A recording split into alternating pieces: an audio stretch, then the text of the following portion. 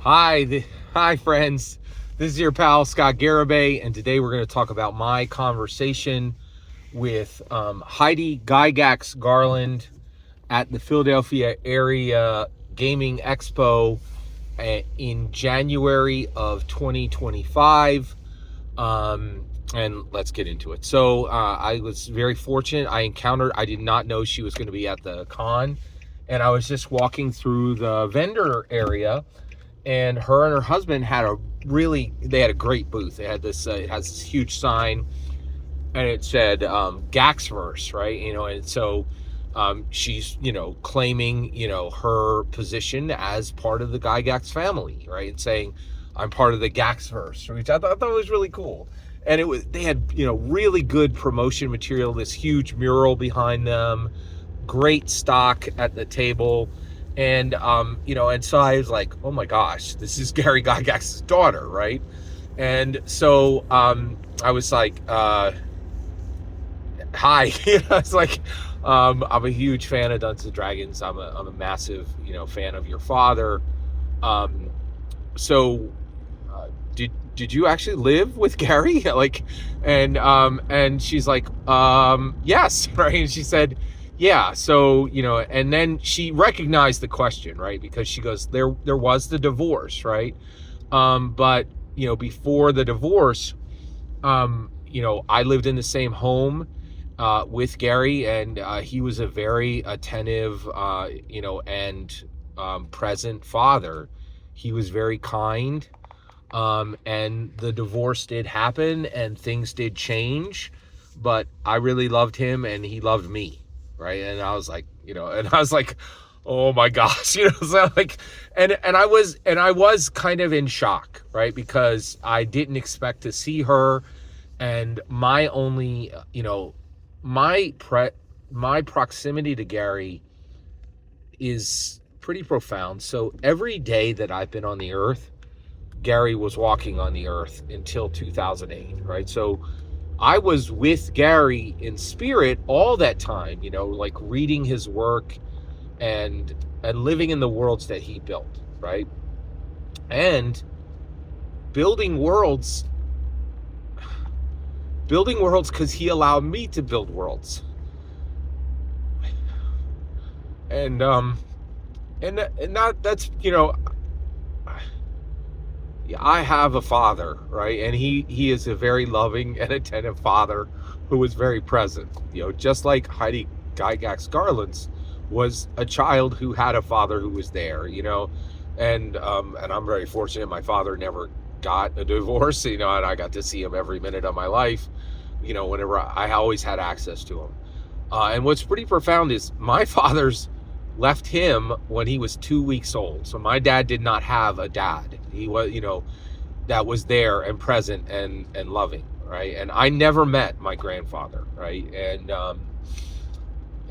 it was, and so, and now, since of course, Gary passed in 2008, but I'm still with Gary, right? I spend time with him and I honor his legacy today, right? And it's so huge and profound and important, right? And so I was getting choked up, and but there was this moment where I was like, okay, you're here, and Heidi Gygax Garland is here. You can ask her the thing, right? So I have this incredibly unique view of Dungeons and Dragons. It is my humble opinion that Gary did not build Dungeons & Dragons as a game, but as a human improvement engine. That he knew exactly what he was doing. He witnessed the most catastrophic violence humanity had ever done. He when he was literally 7 years old, we opened a gate to hell, and Hiroshima and Nagasaki, and he witnessed that, right? And I think he knew then that he had to fix humanity, right? Excuse me. And so, and that he had to take action. He had to do something real, right? To change the literal trajectory that humanity was on. And, you know, at this point, you know, Freud's work and Jung's work is finished. And as he grew, I think he knew that couch slippers were failing us, that, you know, we were never going to fix humanity with people who sat on couches answering questions with questions and charging $200 an hour for that. That was no path forward for anyone, right? But the wealthy to ameliorate themselves, not actually fix anything.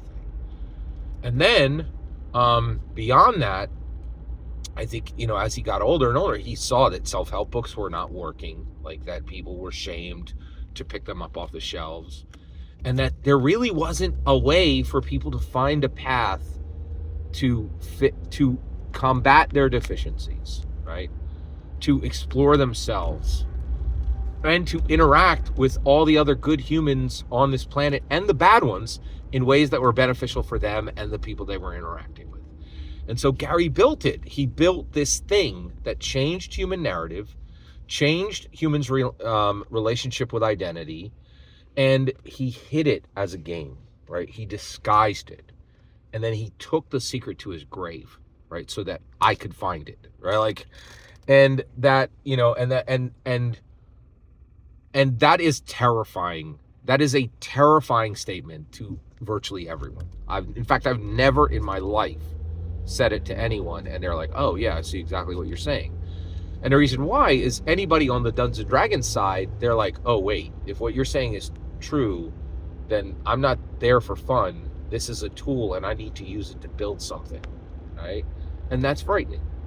And if you don't know Dungeons & Dragons, you're like, well, I don't even know what Dungeons & Dragons is, so I don't have the language to even have this conversation with you, right?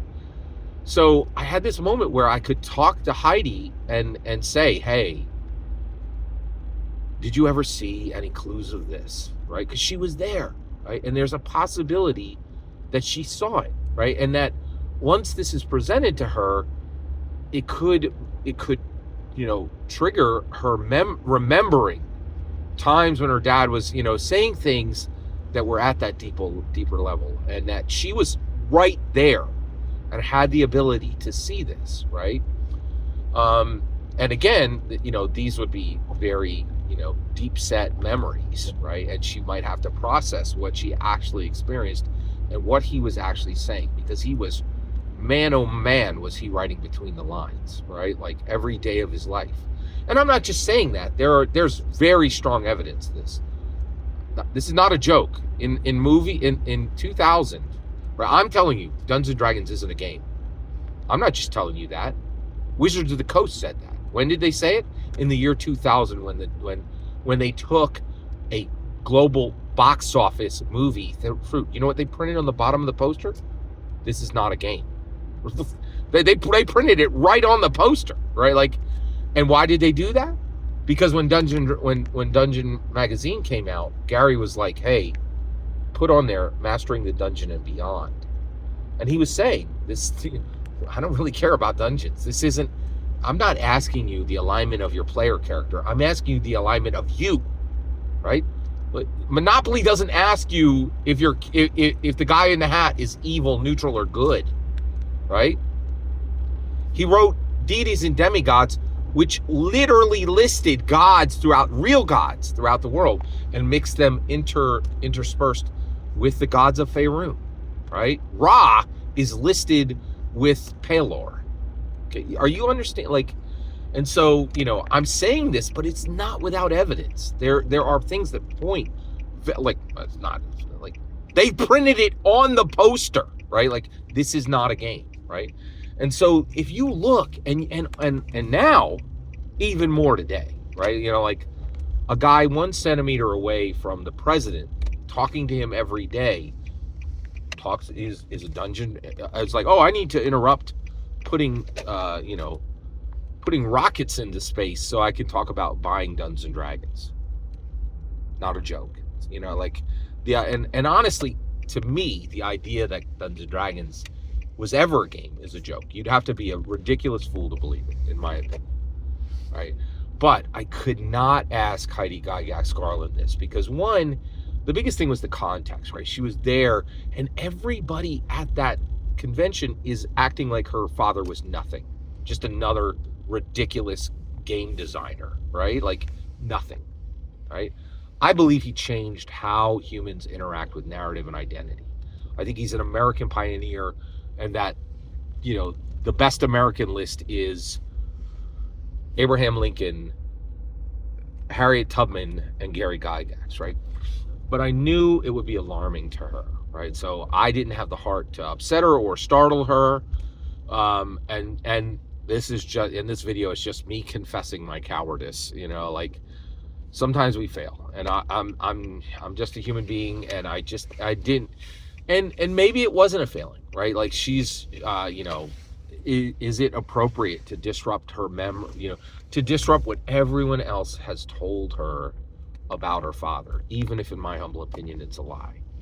I'm not sure. I don't know, you know, but I really wanted to, but I really couldn't. And one of the things is that, you know, it's, human beings are human beings, and we don't want to shock or startle them without due reason. And I think there was due reason, and even with that, she was just such a kind and beautiful and wonderful person that I didn't want to, like, you know, change Philadelphia Area Gaming Expo by putting this on her.